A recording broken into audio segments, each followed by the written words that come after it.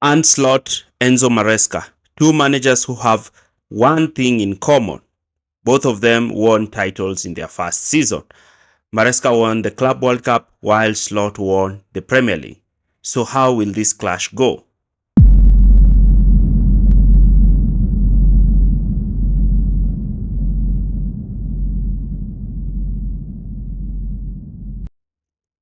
Maresca has not won the last three Premier League games.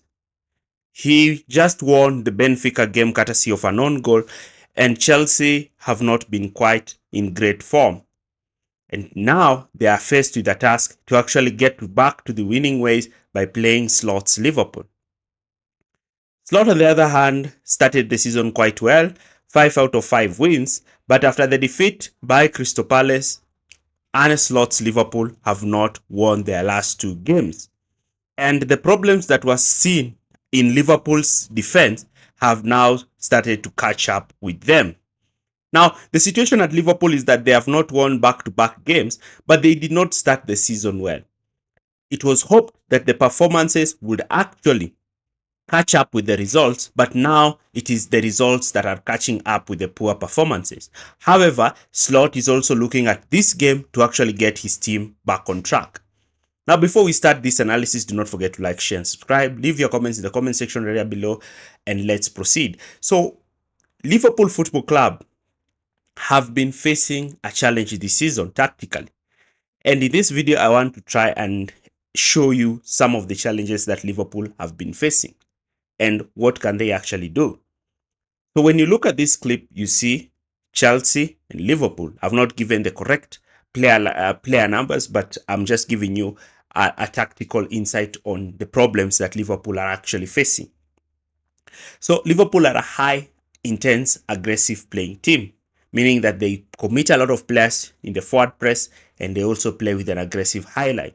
Their main aim is to stop the ball from being played from the start, win the ball in dangerous areas, and immediately look to transition to try and counter the team. However, Liverpool really struggled against Chelsea last season with the way Chelsea were looking to build up.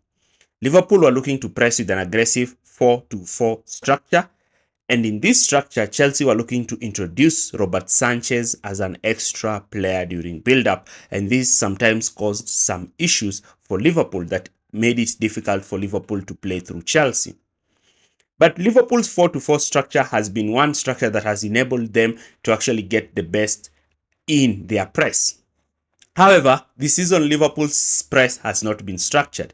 When you lack key players such as Diego Jota, Szoboszlai, and Luis Diaz, who are so intense, you find the intensity of Liverpool's pressure has gone down, therefore making opponents to play through them quite easily. And because of this, you are finding Liverpool constantly being opened up. And in particular, when teams now shift into this 3-2-5, you always find their spaces in between the lines to exploit.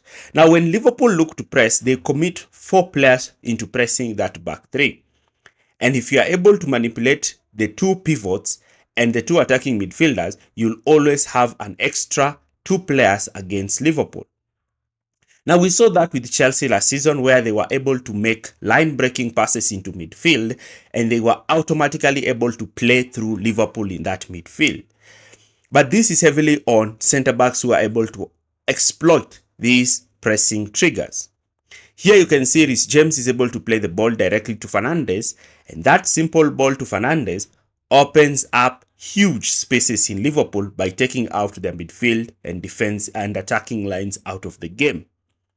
Now, because of this structure, you realize that because Liverpool do not have active pressers, especially a player like Florian Wirtz, you notice that Liverpool are constantly having a problem to deal with players picking the ball in between the lines. This is the same thing that actually happened to Liverpool against Crystal Palace and in their last game against Galatasaray. Players kept on picking up spaces in between the lines. Now look at this Arsenal game last season. And what do you notice? Liverpool have sat in that 4-4-2 structure, but Arsenal are having players in between the lines with nobody to mark them. Now, this is one Achilles heel that Chelsea can look to counter from Liverpool. Now, let's look at this game where Liverpool are actually facing Galatasaray.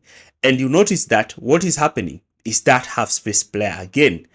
And now Liverpool, who are being outnumbered during build-up, are not structured well to actually play through.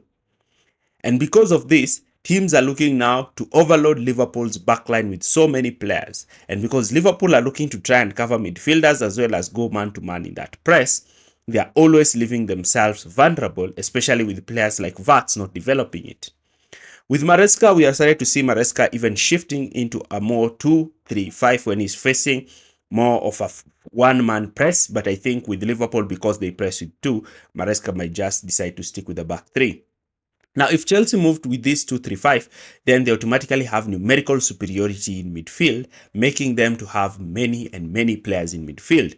However, Chelsea will also face a problem because they lack a player like Cole Palmer. Because if you have a player like Cole Palmer receiving the ball in between the lines, then automatically you know this is a player who's able to receive the ball and look to create maximum damage against Liverpool. But in a scenario where you're actually having players like Kukurea or Bonanote or Fernandez picking the ball in between the lines, then it does not actually count as something that can be threatening. So one way that Chelsea can look to do this is having creative players like Estevao picking the ball in between the lines and looking to drive at Liverpool's defenders. Liverpool will be looking to try and actually get the best out of Chelsea in this game.